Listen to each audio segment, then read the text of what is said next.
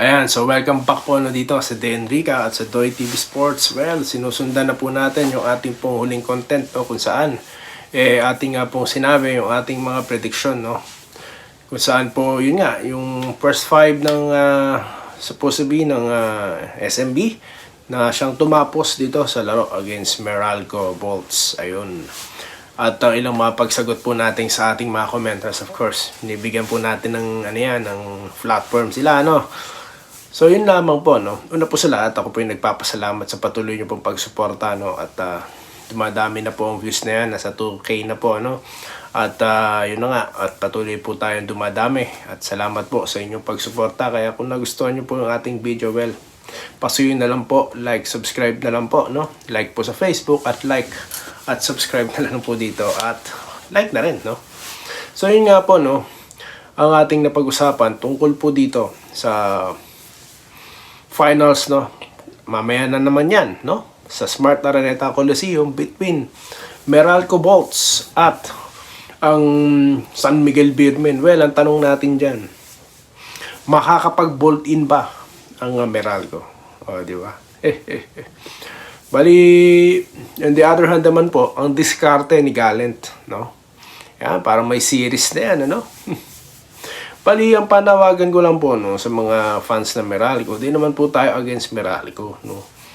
Kung paano noorin nyo po yung mga vlogs natin, no, I appreciate how and I respect how they play. Kaya nga sinasabi ko, paano tatalunin yung ganung klase ng play. Kaya nga, meron tayong mga mga fantasy or mga mga speculation sa sarili po natin. Ano, sa akin lamang po, no. Sa mga nagtatanong po kung sino ako, nagmamagaling, well, try nyo pong gumawa ng channel, no?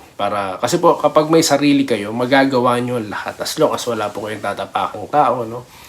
Wala po kayong sisiraan, no? Maganda po yun. Ito po ang platform ng YouTube. Kaya nga po, meron tayo nito, no? Yung mga hindi natin naririnig, no? Dito maririnig nyo. Ganun po yun. So, yung sa mga nagtatanong na kung sino, well, nanood din kayo. Salamat na rin. Nag-comment pa kayo, no? So, okay lang po yan. Walang problema sa atin. So, yun lamang, no, ang ating sinasabi dito, no? Speculation, no? At yung pagbasa ko lang naman po. Hindi naman po tayo professional coach. No? Hindi naman po tayo, no? Wala pa naman po tayong napatunayan sa larangan ng basketball, no? Yung mga tanong ng mga commenters natin, may napatunayan ka na ba? Well, bakit naman nandun ang usapan natin, guys, no? Focus tayo dito sa laro. Laro tayo. Okay, so yun na nga. Ang ginawa po ng San Miguel, talaga pong, last 5 minutes, no? Nilabas si Tautua. At tumakbo po sila, 4 na point guard, no? At isa na po dyan, si Junmar Pajardo, no?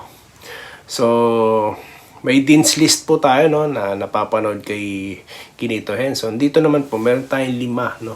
5 na dapat gawin ulit na San Miguel. Ayan.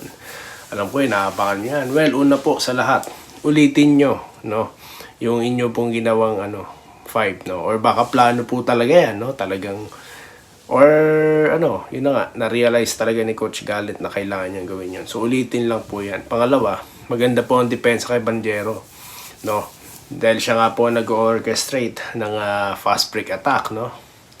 Kaya maganda po, no? Na ipagpatuloy lang po magandang depensa, no? At ang pangatlo po, of course, yung instead na pagsabayin nyo po si Junmar, palitan na lang po sila ni Tautua para may pahinga naman po si Junmar. Muntik na po ang San Miguel. Muntik na sila, no? So, baka po kasi, alam nyo na, kapag pagod po yung player minsan, mahirap po maganda po yung fresh siya. So maganda po na, no, napatunayan nyo naman, yun nga sinasabi ko, na marami silang tools, kaya talaga nila sumabay sa Meralco. Tignan nyo naman, tumatakbo si Trollano, di ba? Maganda yung position niya sa number 4, di ba? No, sa akin lang po, mga ko yun, mga naiisip ko po, na ini-air ko po dito, no. So sarili ko naman pong channel, kaya bakit? Why not, no? And it so happened that nandyan po kayo, no, na sumusuporta sa atin, no, nagsasubscribe. Salamat po muli sa inyong lahat. At yun po, pangatlo na yun, no. Pang-4 po dapat na gawin dito ng San Miguel, no. Tawag dito, yung rotation talaga nila, no. talagang palit-palit. Ang dami yung point guard no? Talagang fresh legs po talaga. Para kung magpo-full-fledged running na po talaga, sasabayan nyo na ang Meralco, no? Maganda po yun. At panghuli po, no? Maganda po yung ginawa nyo na stick to the play. Nakita ko, no? They trying to make it work, no? Yung twin tower combination, no? Ni Tautua, ni itong si Fajardo, at ito pong si pangalan to, si Brondial, no? Nag-i-stick to po talaga sila hanggat sa mag-work. So nakita naman po natin, nag-work naman po, no? Nag-work. Ngayon na nga lang, mas gumanda po yung outcome ng laro nung last 5 minutes po. So napakaganda po niyan. At yun nga maganda dito kay Coach Gallant. Gallant. No? Talagang siya, very creative. No? Tignan naman natin on the other hand dito sa Meralco, no? Ang Meralco kasi, ang gagawin yan, same lang din po, tatakbo po yan.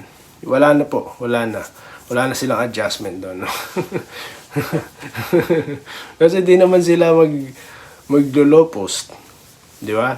Nag-low post sila pero di naman ganun ang laro talaga nila, no? Tinitignan nila, magaling sila bumasa ng laro, kung paano ang gagawin. Nakita nyo yung ikot ng bola nila.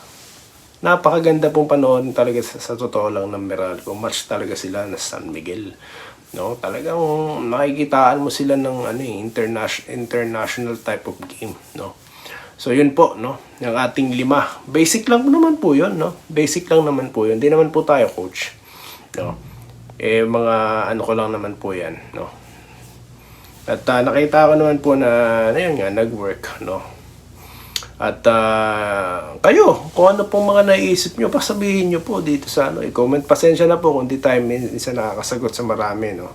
Kasi ang dami pong nagko-comment, no? Salamat sa inyo pag-comment. Pero yan po, no? I-air nyo po dyan, no? Yung gusto nyo ring mga suggestions, no?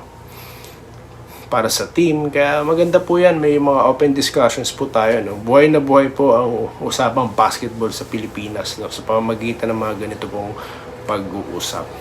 So yun lamang po, no, hindi ko na po patatagalin pa, no, ang ating content na ito, no. Ito yan po ang 5 pa, no, na basic lang po yan, no, basic lang na dapat gawin ng San Miguel or inaasahan po natin na gagawin po talaga nila, no. At of course sa Meralco, nabanggit ko na, same thing lang po yan. Very effective, gagawin nila yan, no. Talagang natakbuhan, no, talagang consistent, kumpiyansa. Bali wala po kasi ang kung kumpiyansado ang buong team, no? May lisensya lahat tumira, sumalaksak, no? May role ang bawat isa. Yan po ang basketball, hindi lang po isang tao yan. May role sila na ginagawa, no? Kaya yan po ang magandang napapanood sa Meralco Vaults. Tignan natin kung magbo-bolt in sila at kung magpapatuloy na po ba, no, ang arangkada ng San Miguel Beermen. Fear the beer.